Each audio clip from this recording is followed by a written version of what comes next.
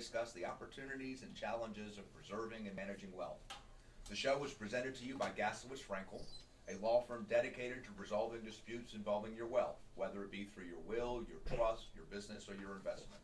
For news, pictures, and tips, go to our website at gaslowitzfrankel.com or follow us on Twitter at Estate Dispute. Our show's hashtag is Wealth Matters. Your hosts today are Adam Gaslowitz and Craig Frankel, and we're talking today about how to avoid family disputes involving inheritances and wealth. As you may know, our law firm is participating in charitable giving in celebration of our 25th anniversary. So before we start the show, we want to thank our employees for giving to some wonderful charities so far this year, including Create Your Dreams, ALS, Association of the Georgia Chapter, Street Smart Youth Project, Hero Box, and Hillside Hospital. Now let's introduce our desk. Adam and I are pleased to have two new partners at Gaslowitz Frankel, and they are Millie Baumbusch and Robert Port. Millie is a Brown University graduate and a star at Georgia State University, but she came to our firm right out of law school. I'm sure she has regrets. Robert is a double Tar Heel, which I find attractive, and he came to our practice after a long practice doing securities plaintiffs work, which dovetails beautifully to our practice as we deal with fiduciaries and management of estates. So, let's hear a little bit about each of you. Robert? Thank you, Craig. As Craig said, I'm a graduate of UNC Chapel Hill. After that, I clerked for a federal district court judge in North Carolina and then came to Atlanta and met Adam on the day we each took the bar exam because we both started at the same firm. We've been friends since then. Our paths have crossed numerous times, and I'm very pleased and honored that both Adam and Craig would have me join them. As Craig said, my plaintiff securities practice, I think, complements the fiduciary practice that Adam and Craig have so fully developed because it deals with issues regarding money management, investment, risk, diversification, and other issues that often arise when evaluating how a fiduciary, a trustee, or other person charged with managing or dealing with someone else's money and assets has behaved. So I'm very pleased to be part of the firm. Millie? Good morning, Adam and Craig and Robert. Thank you for making me a partner in this firm. I'm very pleased to be here as well. I took a slightly different route after graduating from Brown, as Craig mentioned. I worked in New York City at some money center banks doing middle market lending, mostly to the garment industry, so I had a great wardrobe in those years. And you still do. Thank you so much. I went on to do strategic planning and market research, and then had children, and for a while was a market research consultant. But for many years I was PTA mom extraordinaire. And then I finally decided to go to law school at a very advanced age that we don't need to mention. While I was at Georgia State Law School, I met Mary Radford, who, as some of you may know, is the guru of estate planning and trust and so forth in Georgia. And she suggested that I meet Adam and Craig. And it was a fortuitous meeting, and I'm happy to be here. So, at Gaslowitz Frankel, we talk about all of our time. We deal with the disputes. What happens when estate planning and trust administration and family wealth issues go bad? And sometimes we like to talk about and help people how you can avoid having to hire us. So I'll tell my 13-year-old at the time son to joke, listen to what we say and you can avoid some disputes, but if you don't, listen to how to get in touch with us at the end of the show. So with that, Adam, why don't you start us off? Well, why don't we just start with both of you telling us what the biggest problems you're seeing in our practice. Okay, well, one of the things that I've noticed, and I joined the firm a year ago, is there are often disputes with how families have set up their planning after a matriarch or patriarch dies. Businesses are left to children, one or more children are put in charge of dealing with assets or estates.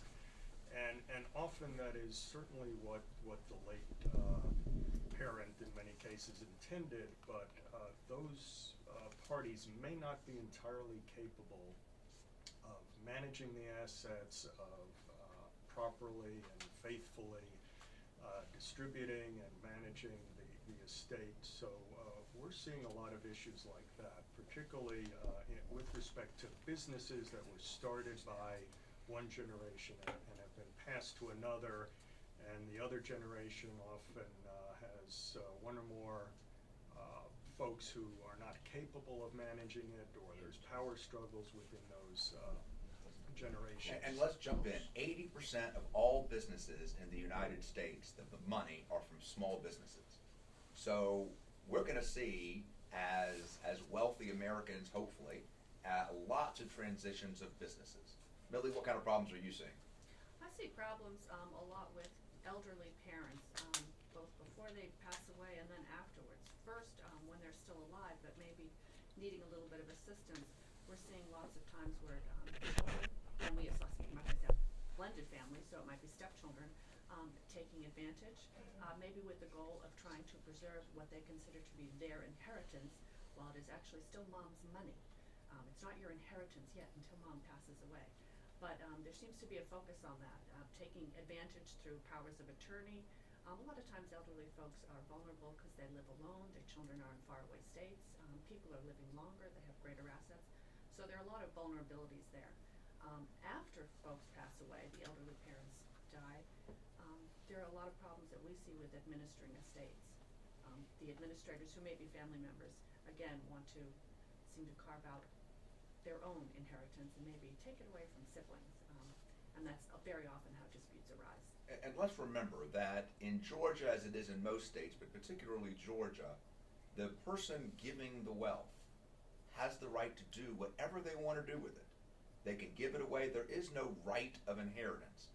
But a problem I'm seeing, and Adam, you may be seeing this too, is a lot of the estate plans themselves are focused so much on the technical tax issues that we're not seeing a lot of focus by the grantor, by the person who's leaving their wealth, on how it's actually going to work. That's been historically the case, particularly when estate tax planning was more important, and that tended to drive the planning. So a lot of trusts and a lot of partnerships was set up with the goal of reducing estate taxes when somebody died, and less focused on how that entity, that partnership or that trust, was going to function after the person died. That is becoming less and less of an issue now that the estate tax exemption is up to almost $5.5 million per person, so effectively almost $11 million. So a lot more attention is starting to be placed on how we structure estates for the benefit of the family and the succeeding generations, as opposed to just worrying about taxes. And let's talk about that for our listeners. When you're looking at your estate plan, particularly ones that you've had in place for a while, start focusing on really tax issues. And if you're not focusing on it or don't understand, ask your planner. But there used to be a real push to have the values go very low so you could avoid an estate tax. But then you're going to be hit with a huge capital gain upon sale. So now we should be thinking and talking to our financial advisors about how you can maximize values and help that out. And it will change the plan because you have to own it or control it at death. So that will change some plans. I want to jump back to where Robert started, though. So we've got business transition problems where we're not really planning, so to speak, well for that transition. Tell me some things that we can talk about or think about and advise our listeners to help with the transition. Well, it seems to me from the cases I've seen that it may well be appropriate in some situations to consider whether there ought to be an independent, knowledgeable person involved in running a family business that is left to, let's say, some children. The children may or may not have grown up in the business. They may or may not understand how it works, and it may be appropriate to have someone independently involved, particularly if the business is supposed to be managed in a way that's ultimately for the benefit of some income beneficiaries or others down the road who are to get involved in the business.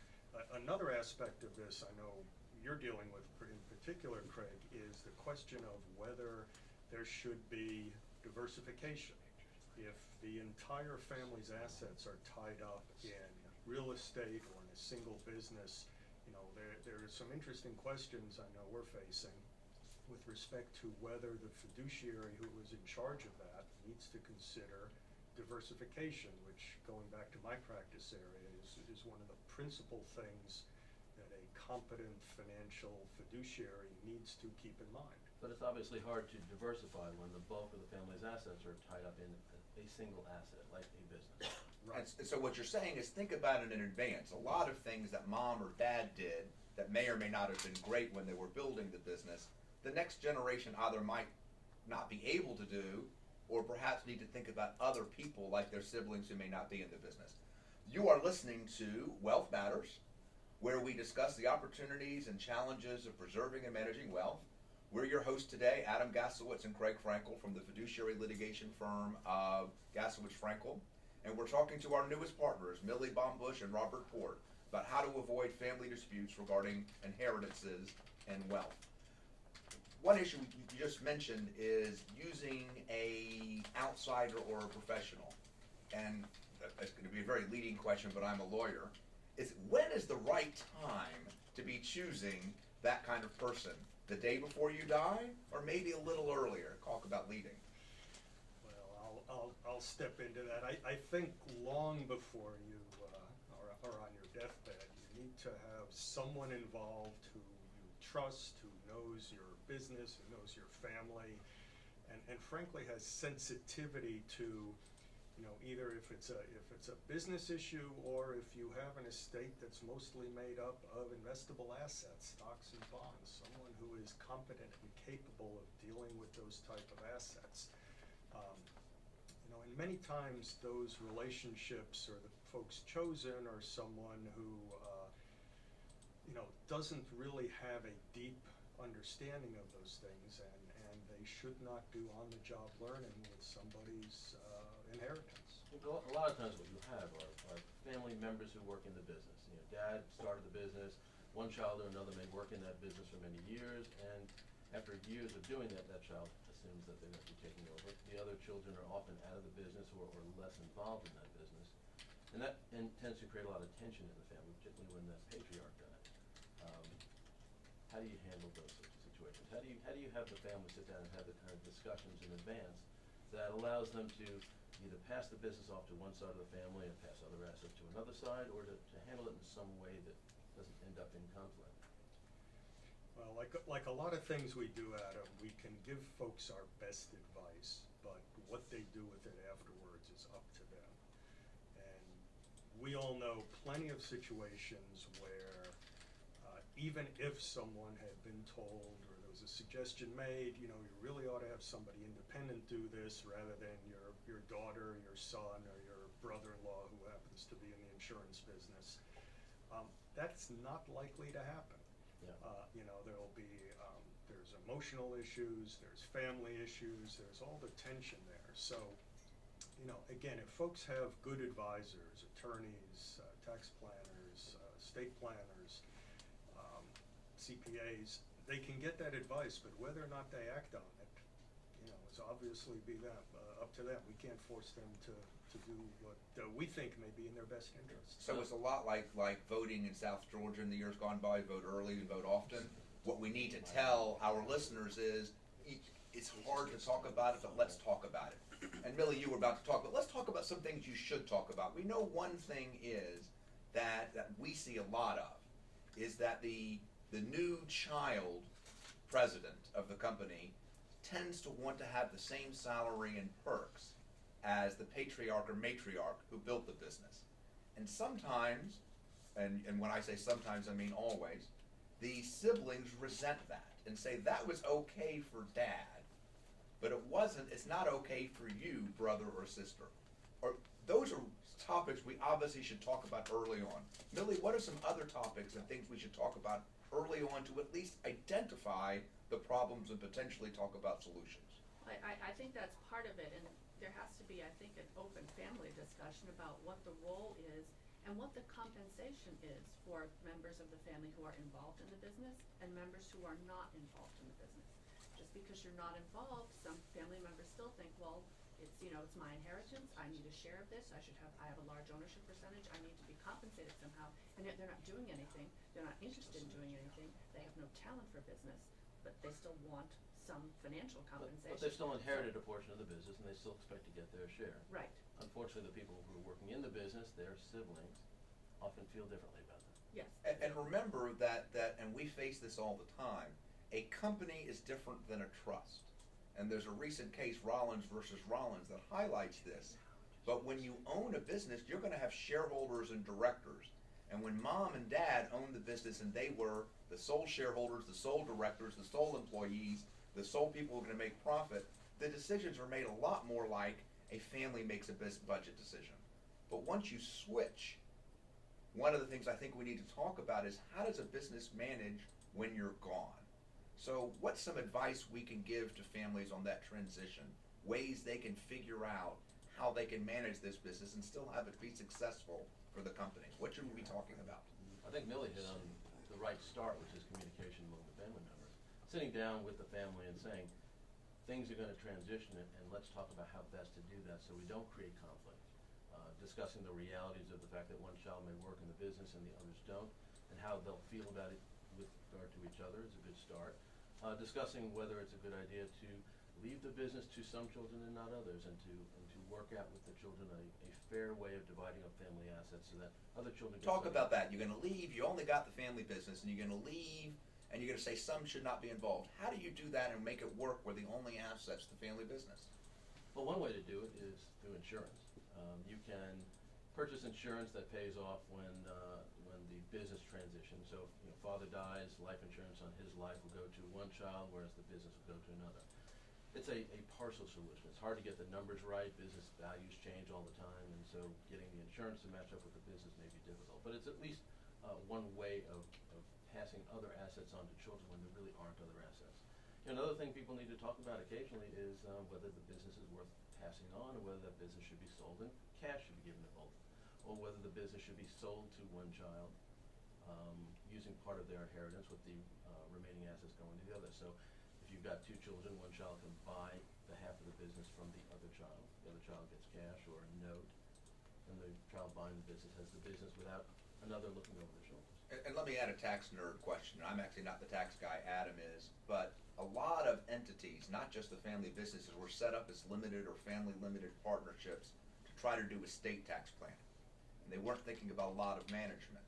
But now that we are having a different tax environment, it might make a lot of sense to talk to your advisors about changing that structure. Because if you have a family limited partnership or something like that and you pass, you're going to need to keep that partnership running for a while in order to satisfy some tax concerns. Whereas if you change the structure, you might not. We've also had come across issues where there are problems when family businesses are held as assets in trusts. So then you have the, number one, the governance of the family business, but number two, the overlay of what the trustee's role is. And why is that a problem? Because sometimes they can be different. Trustees have duties to all the beneficiaries of the trust to make disclosures, to provide accounting, but how much detail do they have to provide about the accounting of the individual businesses that's held within the trust?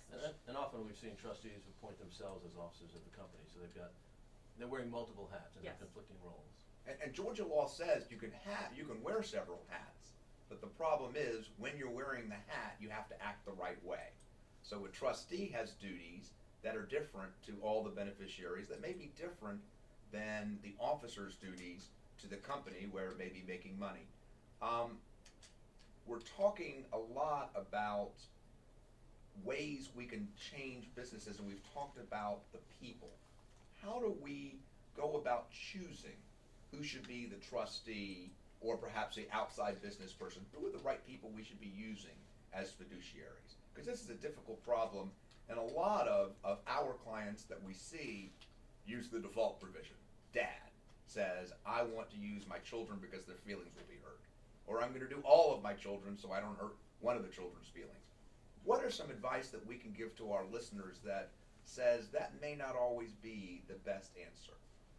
Well, co-fiduciaries or co-executors under a will, very often it might work, but it might not. And very often a parent who has two children will appoint the two children as co-fiduciaries. They disagree.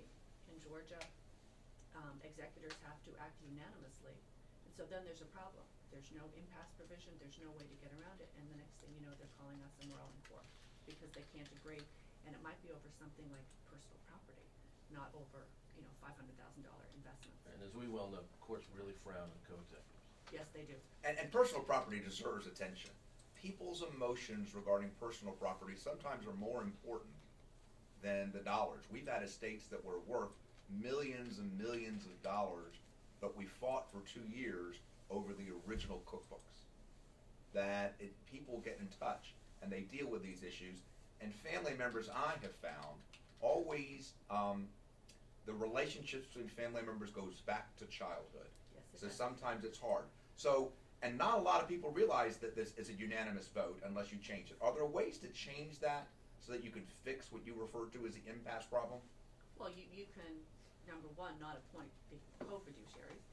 Number two, you could appoint 3 and say, under your will, you want a majority perhaps. Or you could look to a corporate or professional fiduciary and just take it out of the family realm altogether.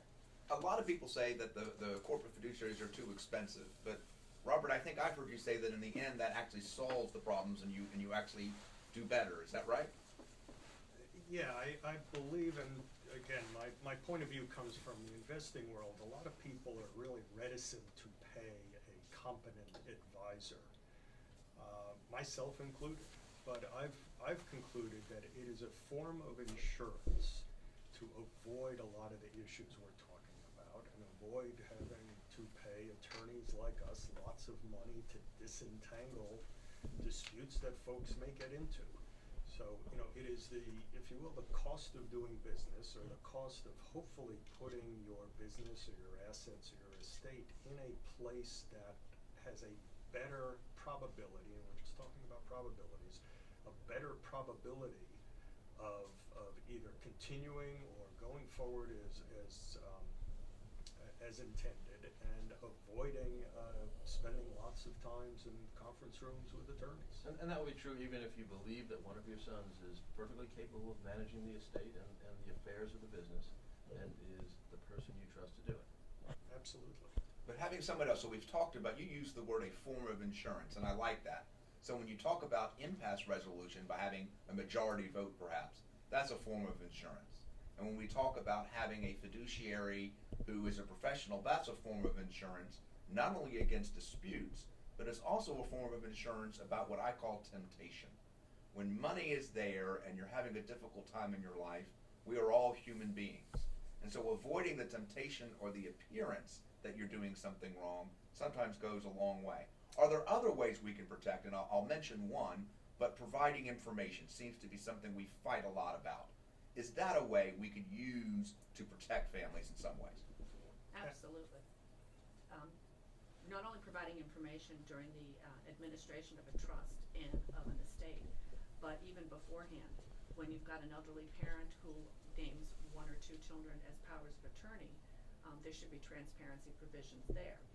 The power of attorney should provide that the agent who is appointed maybe notifies the other siblings the first time he or she takes any action under the power of attorney. Are y'all seeing that with the powers of attorney that you're seeing?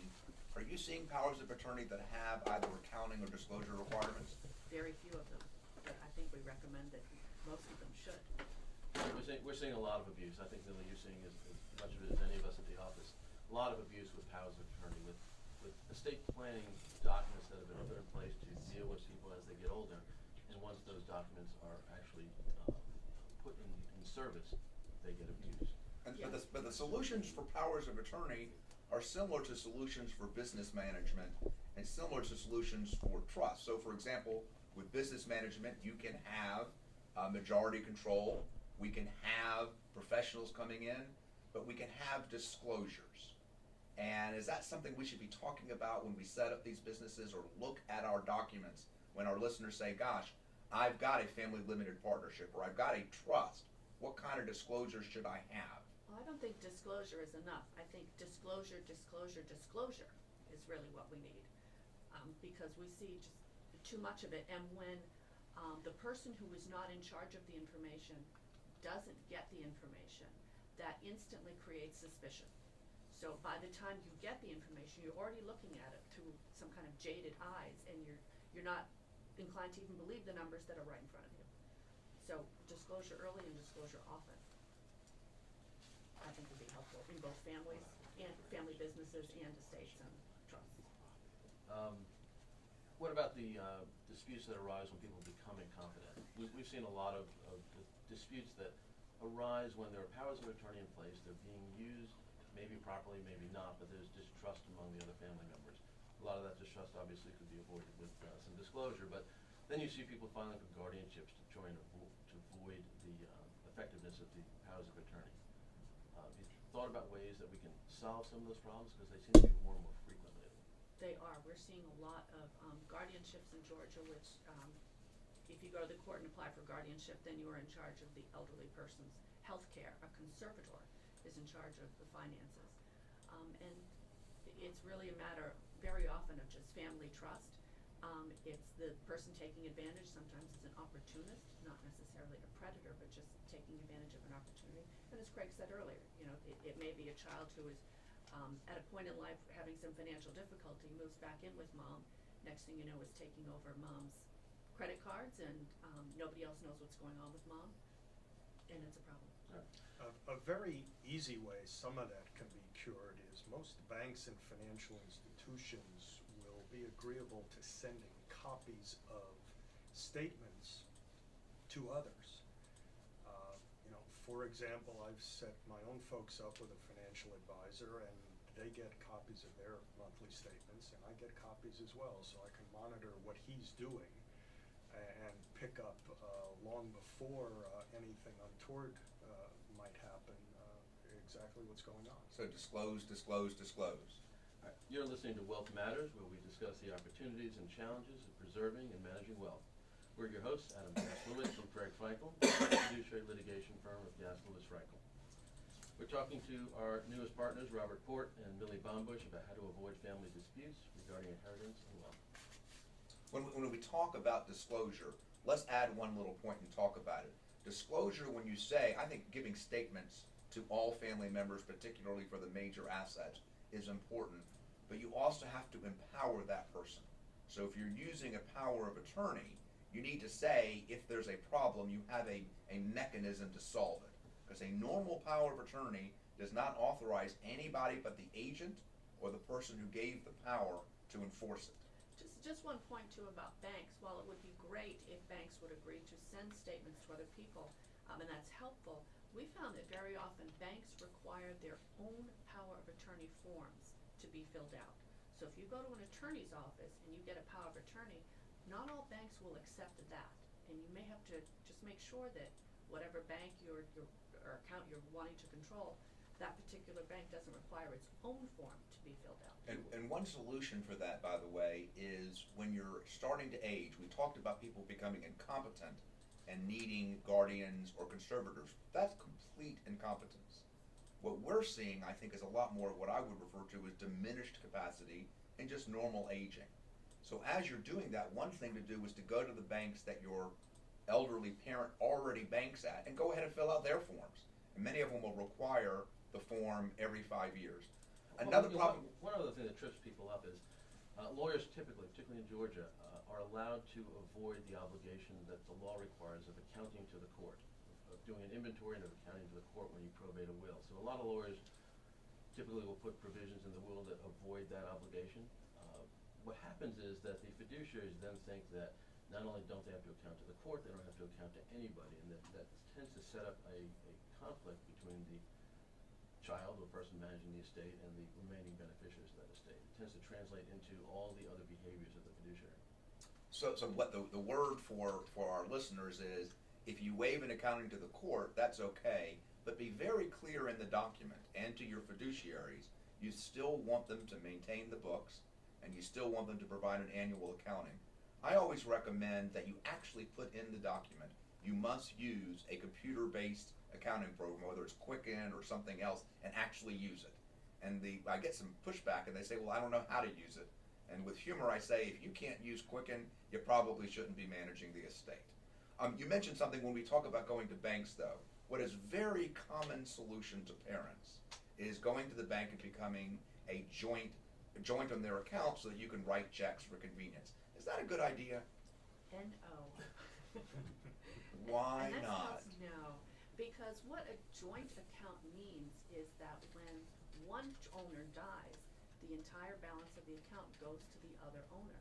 Very often that's not what mom and dad had in mind. They're putting a child on there for convenience to help them, but they want their assets, spread, as the will says, equally among all of their children. And it passes to the joint account holder automatically Yes. at the moment of death. So Yes. what's the solution? The solution is to make sure it's a POA account opened, or make sure. What does POA mean? I'm sorry, power of attorney, I apologize.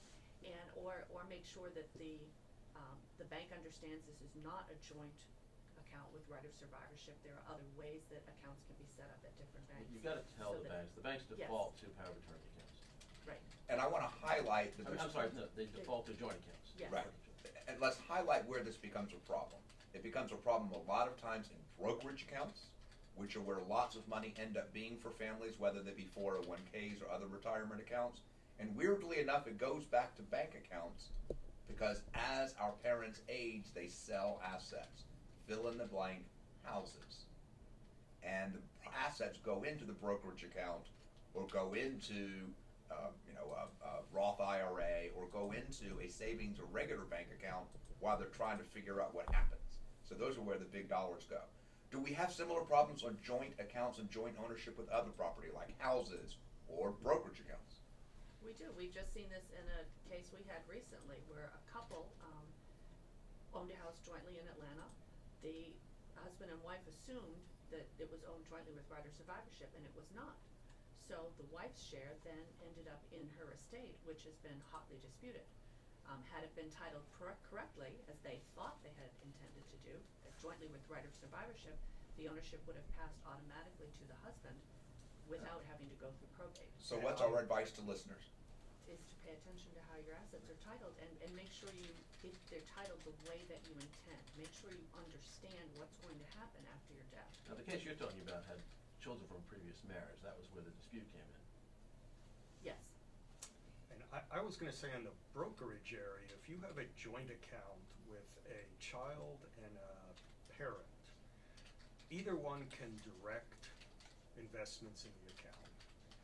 And the brokerage firm generally, the broker is in a position where they may or may not understand the intentions of the account. You may have a young person wanting to direct an account in a very aggressive, risky way, when in fact the account should have been managed in a more conservative way.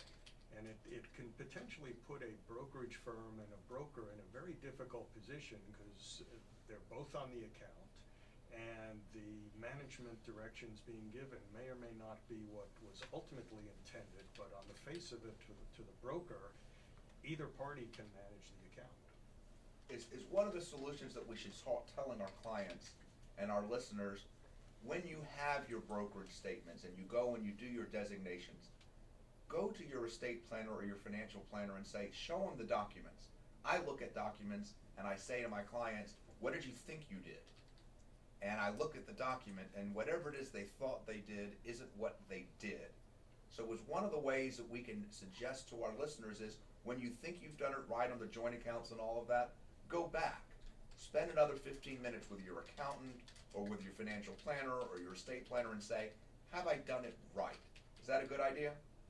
Absolutely, because those in the brokerage industry, they call those account opening documents. In the bank business, there's different account opening forms, and those are the at least administrative directions to the institution as to how that account is managed, to the extent there's any supervision of the account by the institution. That is what they will look to, no matter what private discussions may have been had with your banker or with your investment advisor. One of the things that's become a big part of our practice is advising planners and bank fiduciaries about what might go wrong. So instead of just having a planner do a plan and taking the client's input about what they should do, they'll call us in and they'll have us look at the plan and talk to the family about what they're actually trying to accomplish and what their family dynamics look like. And then talk to them about what conflicts, what problems may arise in the future based on what they're trying to do. that kind of foresight, I think, is kind of useful in predicting what problems may have. A lot of these problems are not hard to spot if you just know what you're looking for. And family dynamics usually play a pretty big role in that. And that goes to something I raised before. I used the phrase insurance with respect to paying for a fiduciary. The other aspect of that is what you were talking about, Adam, which I view as risk management. You know, many people get into relationships and think everything's going to be wonderful, it's always going to work out, it's going to be great. Part of, I think, any professional's job, and particularly attorneys, because we deal with the issues that go bad, is to identify the risks and understand where things can go wrong. And to the extent we have any crystal ball, which is very difficult, but try and figure out potential problems down the road so we can head them off if at all possible. But a lot of things are not hard to predict. I mean, there are certain patterns of behavior that we see over and over again. We've handled, 4,000 estate disputes in our practice over the years, and there are certain patterns that repeat themselves. If you describe a particular family dynamic, you can tell with some degree of certainty what's likely to play out if you pass assets a certain way or if you leave control a certain way. And there are ways to avoid a lot of those things. And I think that's why one needs to visit with competent professionals who have seen those dynamics and can anticipate what issues they have. There you go. Shameless plug. When we talk about family dynamics, though, one thing we fail to consider is the family dynamics that you're thinking about now, which you should share with your planner, aren't necessarily the family dynamics we're going to see later, because we're going to be talking about children who may or may not progress the way we think they're going to. And I talk to planners all the time, and we're going to deal with the aging surviving parent. So when we do reciprocal wills, where you say mom's will and dad's will are identical, the truth is they're identical for now, but really it's the first to die will. And the second person may change it as they remarry, as they age, as they have different caregivers.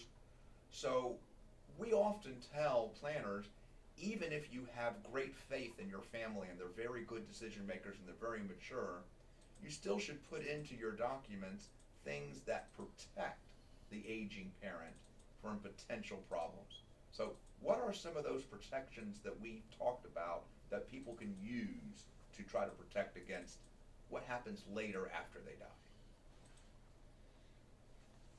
Well, I don't know if this is a protection to put in place, but as you were asking your question, it occurred to me that I've seen a number of situations where the heirs believe there was a lot more money or a lot more assets, and when the will, there's the inventory of the property and one figures out actually what's in the estate, there's a lot of acrimony because they believe, stepmom took something, or, one sibling or another took something, and The dad said there'd be plenty of money, we wouldn't have to work. Exactly. So that goes back to disclose. Exactly, and it's not directly responsive to your question, but in terms of what folks can do, I think to the extent, there's always the question about how much you want to share with your sibling, your children about your assets, but to the extent that they can have some sense of what's really there, as opposed to what they might be hoping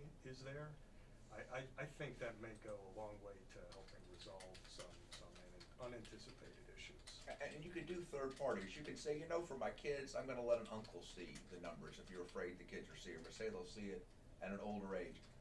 I might suggest one other area that we see trusts being used primarily as tax vehicles and following a lot of tax rules for estate planning. And I might suggest that we start looking at trusts in the more traditional sense to try to create a trustworthy place to handle things. So let's talk about what happens with money after the surviving spouse dies that says, it's okay for the money to go to the surviving spouse, but afterwards I want it to go to the children from this union, or partially, or to a certain charity, as opposed sometimes to just leaving it up to the surviving spouse, who may succumb to pressures by individual children or by predators or caregivers. And I think we're seeing huge numbers of caregivers taking advantage of the elderly who truthfully are thankful to the caregivers. Is there anything else like that we can talk about that might help in protecting aging adults in their planning?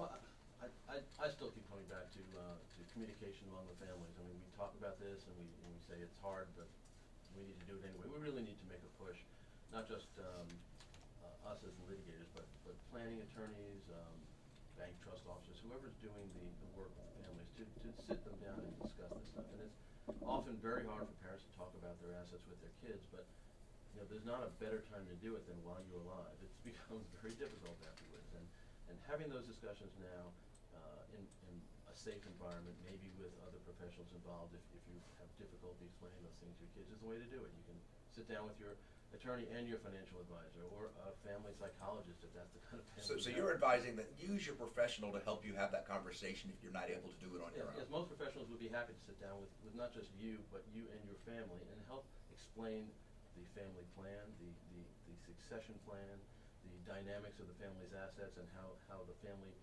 expects those to be handled and managed in the future. And let me add one other thing on that subject. Most parents, certainly my parents, think that everything has to be fair.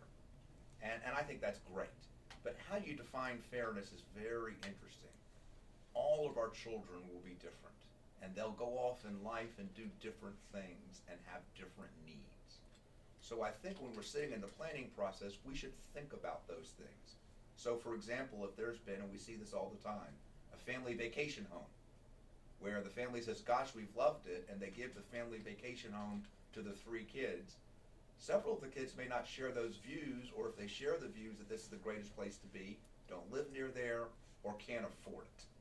So when we start talking about assets, whether they be businesses or family homes, we should talk about the reality of the management, because that's where we're seeing problems, is the management after they die or after they age. And another classic scenario is a family that has 2 children. One's a successful, very wealthy cardiologist. The other is a starving artist, and the family leaves more money to the starving artist because they think that's fair for him or her, because the other one doesn't need it as much.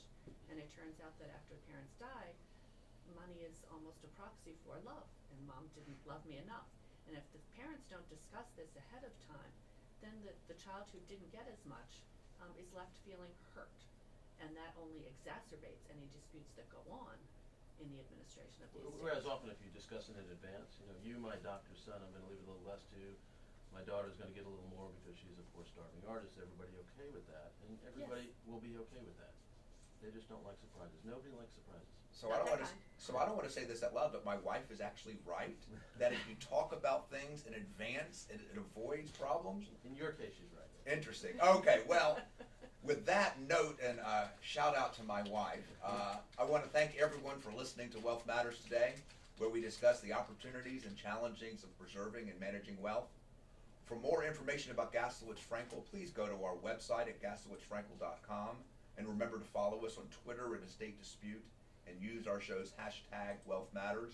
We've talked today about how to avoid family disputes involving inheritances and wealth. We do have an ebook on the subject that talks about many of the tips that we do, and we'd be more than happy to talk to you about those. If you need to contact us, please do. Thank you so much to our newest partners, Millie Baumbusch and Robert Port. We look forward to being able to assist you in any family disputes you may have regarding your inheritance or your wealth. And please remember to join us every 4th Wednesday of the month at 8:30 here at Wealth Matters on Business Radio X.